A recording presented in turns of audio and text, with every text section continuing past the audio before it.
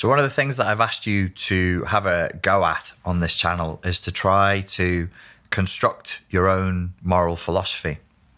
And the reason for doing that, it's kind of an inverted reason. So the reason is that I noticed in myself first, and then I saw it in other people, is if you're walking around without a moral philosophy, how do you know what's good or bad? In other words, if you've got no moral philosophy and somebody approaches you who is bad, how will you know that they're bad? If somebody approaches you and asks you to do a bad thing, how would you know it's a bad thing? And you might say, this is childish, of course. I know when something's bad. But actually, I think you possibly don't. We live in a time now where moral relativism is very, very popular. And I think most of our culture inculcates a kind of moral relativism inside of us. Why? Because the people who are spoon-feeding us culture are spoon-feeding us crap. And they're spoon-feeding us bad ideas. So in order to keep us taking on the bad ideas, it's laced with a kind of narcotic that keeps you numb and keeps you thinking, oh, this is a good idea, this is a good idea. So you keep consuming it. How are you going to protect yourself from bad people? How are you going to stay out of bad situations if you don't have a clear sense of what's good and bad? I would suggest that for most people who found themselves in narcissistically abusive relationships or any kind of abusive relationship, it's probably because they had a very weak or non-existent moral philosophy. So in moral relativism, there's no absolutes, obviously. Relativism would be the opposite of absolutes. So if somebody comes along and they say, you go on your first date and they show up an hour late and they're rude to the waitress and then, I don't know, they make some rude comment to you and pick up their fork and flick you in the face with some food or something. And you sit there and you're a moral relativist. You go, well, you know what? He's probably had a bad childhood and he probably didn't know what was right and wrong. And he doesn't, you know, he's not been raised right. And I'll let him off. I'll give him another go. I'll give him another chance. I'll give her another chance.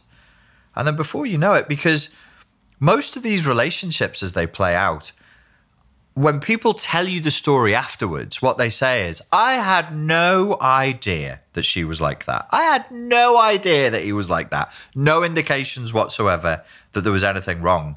And when you delve a little bit deeper with people, you find out that actually they have plenty of indications that there was something wrong with the person, but they kept giving them another chance and another chance and another chance. If you have a moral philosophy and you say, this is right, this is wrong, this is how I think a person should live their life, and this is how I think a person shouldn't live their life, the first time this stuff comes up, you'll see it and you'll do something about it. Let's just talk for a second about red flags and boundaries. People think that it's all about being able to see the red flags. They're like, oh, I couldn't see the red flags. If you just tell me what they are, then I'll know in future and I'll do something about it.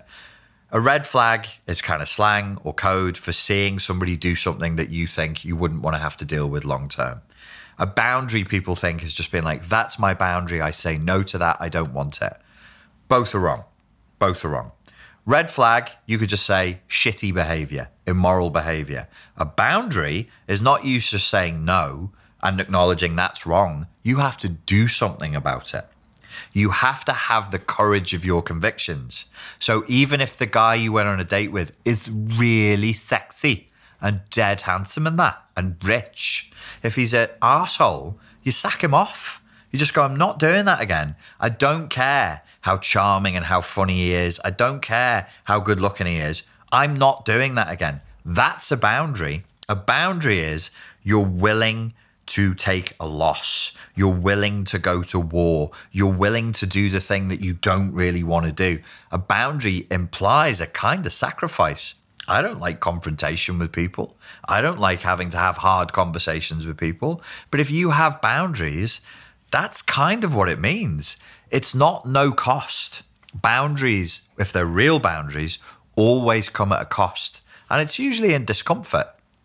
So this is why I would suggest that in many ways, rather than getting into the complicated psychology of the diagnostic and statistical manual and the cluster B spectrum of dramatic personality disorders and all that, do you really need to know that? If you just want to get on with your life, not be in an abusive relationship with somebody, and select a partner in the future who's not going to abuse you, why would you need anything outside of a moral philosophy and some good judgment? Both of which philosophy and critical thinking, which is a tool of philosophy, can provide you with. So if you're armed with a moral philosophy, that's your map. Those are your coordinates. You go, this is what is okay behavior. This is what's not okay. So basically what you're saying is, this is what I will accept. This is what I will reward. This is what I will encourage. This is what I don't accept. This is what I will judge and I will condemn. Judge and condemn. You can't judge and condemn people. That's not nice. Yeah, fucking narcissists love it when you say shit like that. Psychopaths love that kind of moral relativism where people say, I'll never judge, I'll never condemn. You must. You must. To get through this world, you have to be able to say, that is wrong and I don't want it anywhere near me. And then, as I just said, you have to do something about it. So if you're armed with a map, and you have critical thinking only means that you can have a thought or a feeling or an impulse and you can critique your own thinking. You can critique your own feelings. You don't just accept your own feelings, impulses and thoughts as the law, as absolute truth. You go, I had this thought. This is what I think is happening. How do I critique that? Well, question number one, how do I know that that is true? If you want critical thinking in 15 seconds, just ask one question. A thought comes up, ask the question, how do I know that that is true? There you go. There's a beginning to critical thinking that I've just given you in 15 seconds. Question your own thoughts. You have a map.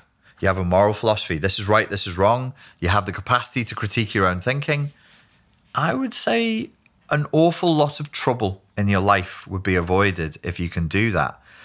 And hey, it's your moral philosophy. It's allowed to change. It doesn't need to become rigid dogma. What's true for you today might not be true for you in 20 years' time, and that's absolutely fine.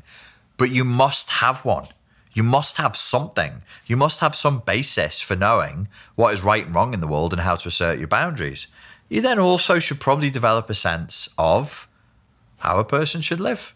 So that if you're living that way, I hope, in accordance with your values, hopefully you know what your values are based on the exercises you've had on this channel. You know what your values are. You live congruent with those values. You remain true to your values and you tell yourself the truth. And you keep telling yourself the truth and you remain critical of your own thinking. I think you'll avoid 90% of the nonsense that's out there. The problem with the way we're living right now and the catastrophes that we're facing right now, I think come down to the fact that we've damaged our relationship with truth. We're living with broad scale untruth. We're living with broad scale deception, and it's mainly self-deception. We don't like truth anymore. We've lost our connection with truth, and it makes us incredibly vulnerable to lies and incredibly vulnerable to illusions because we can't tell one from the other. We can't tell which from which, what's lie and what's truth. If you're living in a world where you have no relationship with truth, A, why would you care? And then B, how would you know? Losing your connection with truth becomes a kind of a downward spiral. You start to find yourself in a position where you can't make good choices anymore. You become resentful. You become angry. You fall prey to addictions because why not? What's to stop you from just doing the first impulse that comes inside your head? You've got a damaged relationship with truth. You've got no moral philosophy to fall back on. Just do whatever you want. Just do what feels good and keep doing it until the day that you die. Let me know how that works out for you. So if we're not taking control, if we don't internalize the locus of control, we're operating from an external locus of control, and then we'll always be at the behest of what other people want. You could call those other people archons. You could call them wetico. You could call them narcissistic, psychopathic abusers. You can blame the government. You can blame corporations. You can blame McDonald's for making food too tasty. You can blame whoever you like. But if you stay in that mode of blaming other people and not taking any responsibility for yourself, you'll always be a slave. Ladies and gentlemen, thank you very much for your time and for your attention. And I look forward to speaking to you again soon. Cheers.